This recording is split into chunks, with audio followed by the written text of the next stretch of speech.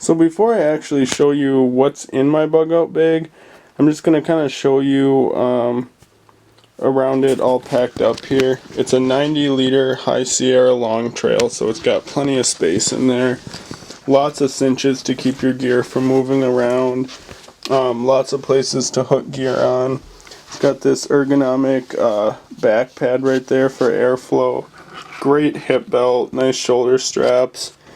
And before I get a bunch of comments talking about how I plan on carrying this, first of all, it's only 44.5 pounds, but I'm just going to show you anyways how easy it is to maneuver around in. So here we go. This is me with my pack all strapped up, packed up. I'm just going to show you how easy it actually is to maneuver in.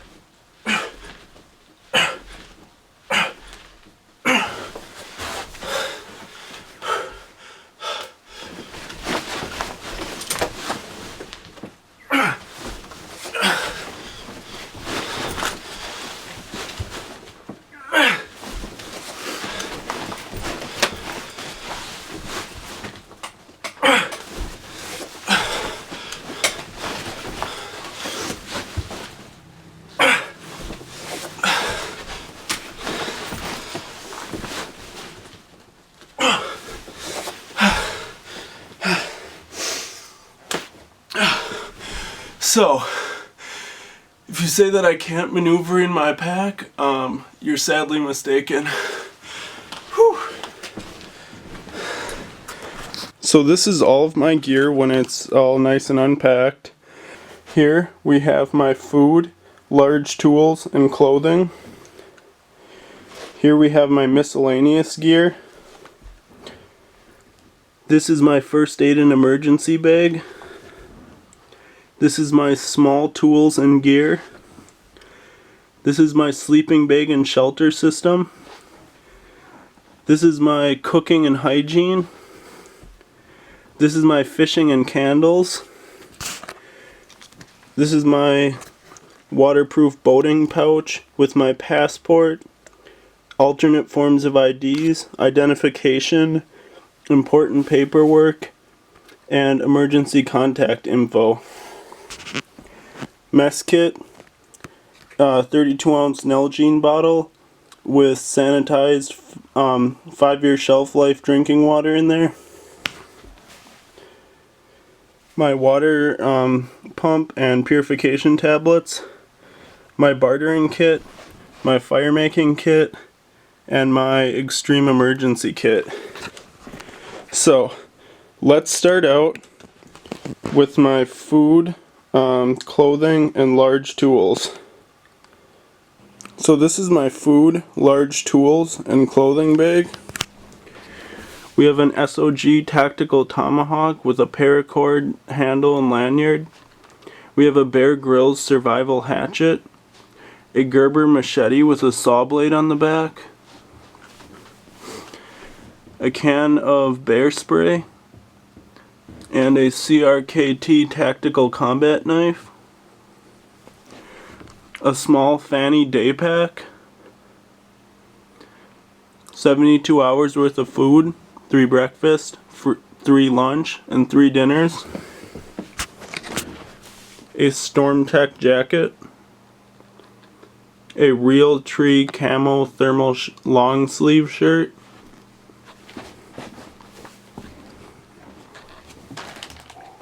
wool socks, 2 pairs of cotton socks, a nice hat, Thinsulate gloves, basically thermal underwear and cotton underwear, and an emergency rescue shirt. Can be used as a signaling device, also easy to spot in the woods. Went with 2 options, camo for hiding out in the woods, and the fluorescent for being found in the woods. And that is my food, clothing, and large tools. The next thing I'm going to show you is my miscellaneous bag. So let's take a look at this. This is my miscellaneous bag. SAS Survival Handbook, Pocket Bible, pen and notepad, gas mask, bungee cords and carabiners, earplugs, 100% DEET, a flashlight, a poncho, hand warmers, body warmers, Ziploc bags, 1 gallon size, 20 pack of AA batteries, and that's it. The next bag I'm going to show you is my first aid and emergency bag. So let's see what's inside that. This is my first aid and emergency kit. In here we have ice packs, antibiotics and different medications, as well as hand wipes. And here we have a wide assortment of bandages and gauze. In here we have all the different ointments, anything from Icy Hot to Gold Bond to anti-infection cream and a glow stick. And here we have tools like super glue, nail clippers, tweezers, scissors, eye drops, a circulation cutting rubber band, a hemostatic pen, pencil, paper, all kinds of stuff like that. And here we have an air horn, paracord, space blanket, and spare batteries for the walkie-talkies. This is an assortment of gear. We have aspirin, Advil, Tylenol, all that type of stuff. We have burn cream, lip balm, insect sting cream, alcohol pads, Celox, blood clotting agent, just a very wide variety of stuff. In here we have all my different gauze pads, ranging from large to small. And then this bag right here has my Gentine Violet, which is an anti-infection, I guess you could say it's comparable to rubbing alcohol and hydrogen peroxide, as well as alcohol prep pads and rubber gloves, things like that. Here we have my walkie-talkies, which have a 23-mile radius with a built-in encryption code, and they're pretty nice. Here we have an Eaton survival tool. It is a solar panel charger as well as a crank charger. It runs on no batteries. It's an emergency radio, a high-powered flashlight, and it will also charge USB devices as well as cell phones. And that's my first aid and emergency kit. The next thing on my list is my small gear and tools bag. So this is my small tools and gear bag. Basically here we have a Swiss-Tech electronic repair multi-tool, a Gerber dime multi-tool, and a Gerber suspension multi-tool. Here we have a pair of high-powered binoculars, a sewing kit. We have this nifty little collapsible lantern. And let me see if I can show you.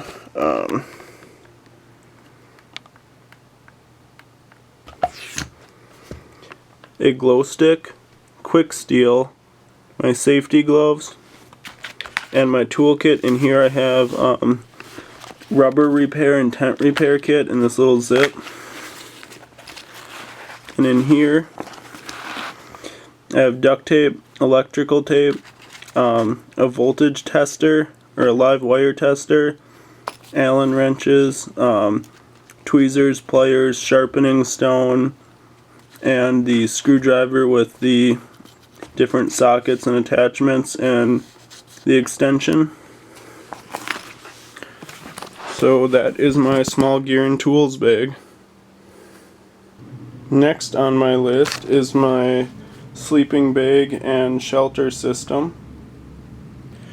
So this is my emergency shelter and sleeping system. I have a large SOL emergency, actually it's an escape bivy, it's a larger bivy, as well as the small SOL escape bivy. I doubled up on those and got both of those because I live in a very cold environment, so it might be nice to have both, as well as the fact that if one gets damaged, I always have a spare. Here I have 100 feet of paracord and 4 tent stakes, and then my backpacker's tarp. It's only a 5 by 7 foot tarp, but it's big enough to create a rain canopy or a ground cloth. So that's my sleeping system. Next up is my cooking and hygiene bag. This is my cooking and hygiene bag.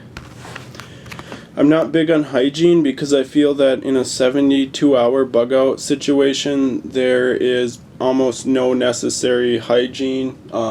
Nothing's going to happen to you if you don't wash your hair, take a shower, anything like that, and smelling good is a waste. And in a long-term situation, it's not sustainable. You're going to run out in a week or two. So basically I don't pack much for hygiene, just a rinse-free shampoo for the few times I do find a suitable place to kind of shower off in a lake or something like that. And then hand healing cream for severe dry skin. My cooking flashlight, cooking utensils, 2 butane canisters, and a butane folding stove. I just want to say about hygiene, make sure you're aware of stuff because bears especially, as well as skunks and raccoons and stuff like that, are going to be attracted to toothpaste, deodorant, shampoo, stuff like that. They actually smell it and think that it's food, and they can come from over a mile away just trying to get that. Also, any scented colognes or deodorants or lotions and stuff like that, they will attract mosquitoes with a sweet smell. So I stay away from hygiene. Think about this. For the entirety of the world, most people had almost no hygiene products up until the last 100 years, and they survived. Secondly, 75% of the world's population lives in third world countries where they don't have access to hygiene. So to go without is not a big deal. Next thing on my list is my fishing kit and candles. This is my fishing kit and emergency candles. I basically have this double-sided small fishing container with 2 of the lures that worked the best for me in my bug out location. Sinkers, steel leaders, a fish stringer, 2 60-foot bouts of fishing line, 1 10-pound, 1 15-pound test, a bobber, and then 2 different sized hooks. My fish filleting knife, and 6 emergency candles, each one with a 9-hour lifespan. Next up is my extreme emergency kit. This is my extreme emergency kit. Here we have stormproof matches in a waterproof container with a flint strip on the bottom. We have waterproof matches and a lighter. We have a Gerber pocket knife, a roll of duct tape, 2 flares, a space blanket, an emergency flashing red light signaler, LED flashlight and whistle, a roll-up water bottle, 4 AA batteries with electrical tape capping off the ends, 7 AAA batteries as backup for my tactical flashlight. It's a lead lenser, a rope saw, and a 72-hour emergency food ration kit. This is my emergency, extreme emergency kit. Next on my list is the fire kit. This is my fire kit. And here I have 2 large Bic lighters and a small Bic lighter. Emergency flint and steel tool. Let's see if I can find the pressure point.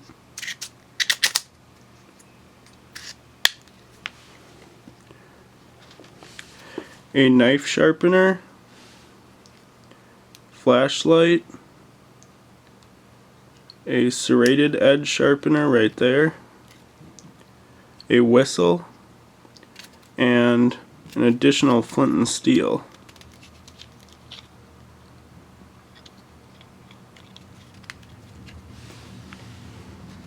Waterproof matches, Zippo fluid, Zippo wicks, Zippo flints, and a Zippo, and 8 wet fires,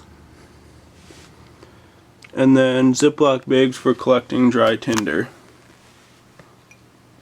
The wet fire packets are the most reliable and best source of tinder I have ever found. I've tried many different products, and I'd even resorted to making my own for a while, using cardboard egg cartons, filling them with dryer lint, and melting wax on top.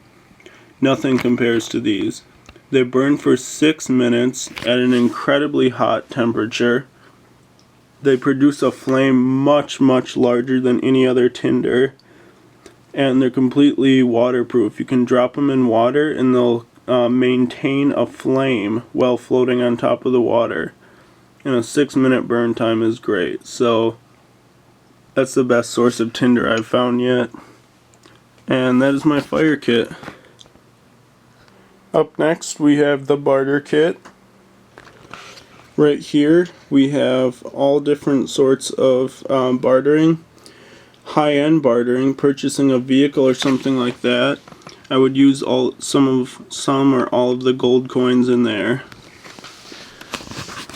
The next one would be a battery-powered, preloaded MP3 player with a very, very wide range of music to accommodate all tastes. And the reason I chose battery-powered is because one AAA powers this for 20 plus hours of music on open headphones next to it. And yeah, once all the iPods, iPads, all that run out of charge and there's no electricity, something like this could be huge for bartering. Here I have a little less than $1,000 in cash, some 50s, 20s, 10s, 5s, and singles, and then some Canadian money, green tea packs, and 2 packs of Marlboro Red with a lighter. And that's my bartering system. Now we have my water pump and purification tablets. This is my water system.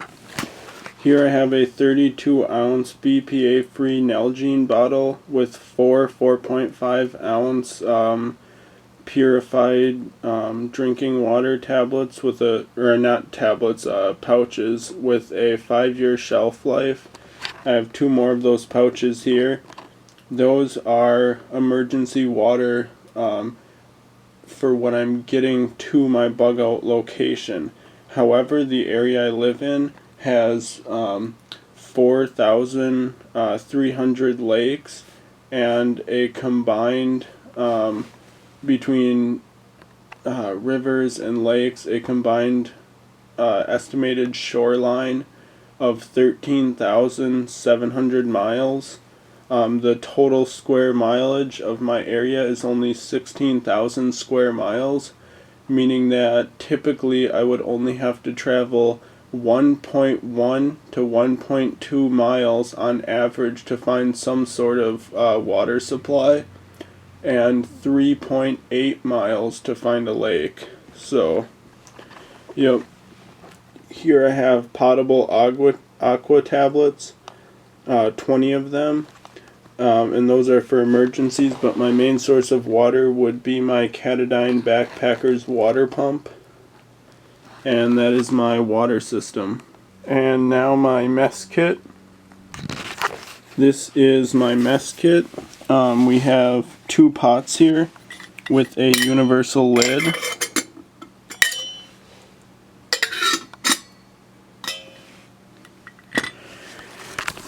3 packets of green tea, 2 cups, spices. I like a lot of spicy food, so yep.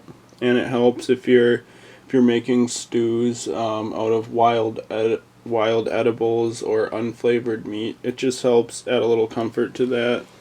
Some napkins and a pack of wet wipes.